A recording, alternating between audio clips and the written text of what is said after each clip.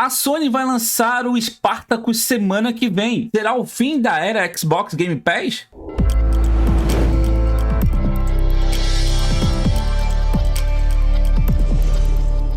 Hey, meus crias, tudo bem com vocês? Eu sou o Jezek, sejam muito bem-vindos para mais um vídeo. E você que está colando aqui agora no meu canal, não se esquece aqui de deixar a sua inscrição e ativar as notificações para você não perder nenhum vídeo que eu venha postar aqui no canal, beleza? E na boa, se inscreve mesmo, porque assim que o meu canal chegar a 5.000 inscritos, eu vou estar sorteando um ano de assinatura do Xbox Game Pass ou um jogo AAA recém-lançado. Na moral, não dá esse mole, porque, cara, assim que chegar a 5.000, a gente tá perto já, tá com mais de 3.600, então chegando a 5.000 eu vou fazer o sorteio.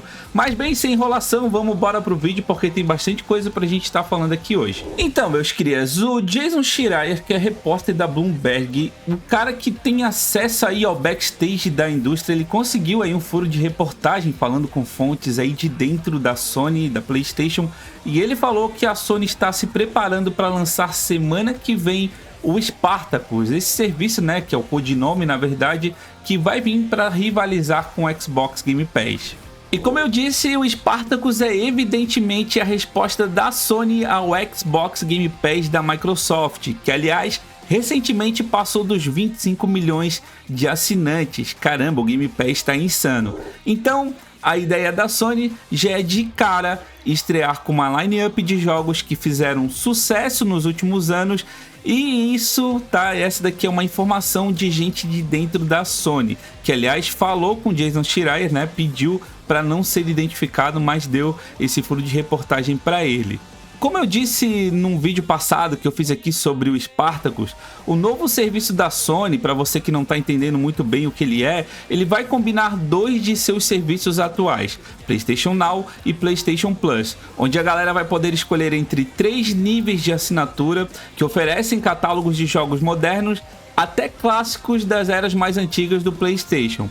Além disso, no nível mais caro do serviço, os jogadores terão acesso a demos estendidas e também terão a capacidade de transmitir jogos.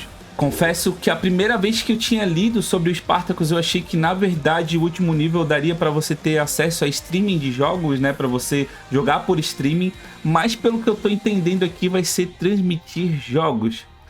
Bem, tá confuso, mas eu acho que eles devem explicar mais isso na semana que vem. Agora vem a pergunta que algumas pessoas estão fazendo. O Spartacus vai bater de frente com o Xbox Game Pass? Vamos lá então. A gente sabe que o Xbox Game Pass oferece centenas de jogos por menos de R$30 ao mês. E um dos maiores argumentos de venda do Xbox Game Pass é justamente o fato da galera ter acesso a todos os títulos First Party Day One, ou seja, no mesmo dia em que os jogos são colocados à venda nas lojas aí afora, por exemplo, por 250 ou até R$400, quem assina o Xbox Game Pass tem acesso aos jogos por apenas R$30. E isso, para vocês terem uma noção, vai acontecer esse ano com Starfield, depois vai rolar com Avowed, vai rolar com Fable, Redfall, Hellblade 2 e tantos outros jogos exclusivos que serão lançados Day One no Xbox Game Pass. Então aqui a Sony e o Spartacus têm uma desvantagem, porque o esperado é que o próximo God of War Ragnarok, o Wolverine, o Spider-Man 2 e outros exclusivos da Sony não sejam disponibilizados Day One, ou seja, não vão ser disponibilizados no dia do lançamento.